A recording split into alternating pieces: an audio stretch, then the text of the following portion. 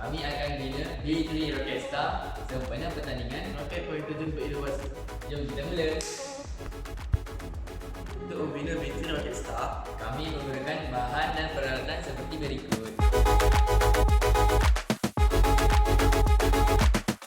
untuk ban roket, kami gunakan botol air berkarbonat.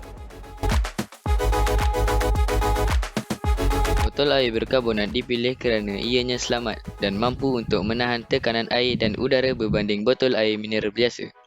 Struktur roket dibina daripada bahan lembut untuk mengurangkan kesan daya impuls ketika ia terhempas ke tanah.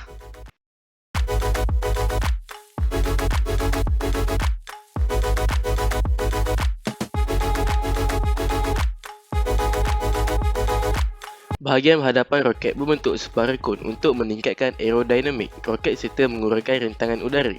Pemberat perlu ditambah pada kon untuk menambah momentum roket atau menambahkan inersia roket. Pemberat yang biasa digunakan adalah plastisin atau tanah liat. 3 botol kecil diletakkan di sisi badan roket untuk diisi dengan 3 payung terjun kecil. Ia diaktifkan sebaik sahaja kepala roket menarik 3 kon yang menyimpan payung terjun tersebut. Sirip berfungsi untuk mengekalkan gerakan roket di udara dan menstabilkan pergerakan roket supaya tidak bergoyang. Sirip dibina menggunakan bahan yang ringan serta sesuai dengan struktur dan berat roket. Secara teorinya, ia melibatkan prinsip Bernoulli di mana perbezaan tekanan udara di bahagian atas dan bawah sirip menimbulkan daya angkat bagi roket. Untuk binaan payung terjun, plastik sampah bersaiz L digunakan. Diameter payung terjun ialah 80 cm dengan panjang tali 60 cm dan lapan utas tali digunakan untuk memudahkan udara memasuki ruang bawah payung terjun. Secara teorinya, tekanan udara dan air diperlukan untuk melancarkan roket. Tekanan udara dan air ditetapkan tidak lebih 60 psi. Air digunakan untuk menggantikan bahan api seperti roket sebenar. Isi padu air berfungsi untuk menambahkan jisim dan momentum roket. Ia akan menghasilkan daya tujah ke belakang apabila roket dilepaskan.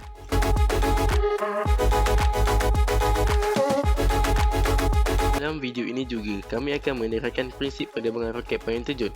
Apabila udara dipam ke dalam botol yang mengandungi air, maka tekanan di dalam botol akan meningkat. Apabila roket dilepaskan, maka roket akan bergerak ke atas, manakala udara dan air akan dikeluarkan ke arah bertentangan, tetapi mempunyai magnitud yang sama. Ini bertepatan dengan Newton Third Law, ada tindakan, ada tindak balas.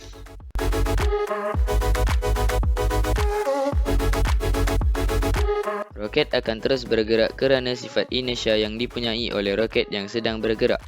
Konsep penerbangan roket ini melibatkan prinsip keabadian momentum, di mana momentum sebelum letupan sama dengan momentum selepas letupan.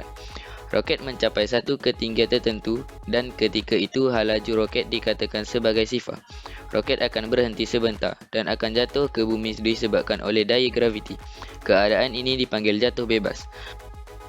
Pada masa yang sama, payung terjun akan keluar dari bahagian simpanan dan akan berkembang apabila udara memasuki bawah payung terjun.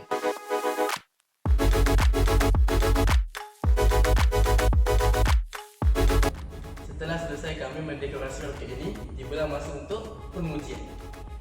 Sebelum pengujian, kami akan meletakkan payung terjun kecil ke dalam kon. Semasa di udara, kepala roket akan menarik 3 kon dan menyebabkan payung terjun kecil terkeluar dan terbuka. Dalam masa yang sama, payung terjun kecil akan menarik payung terjun besar untuk terbuka.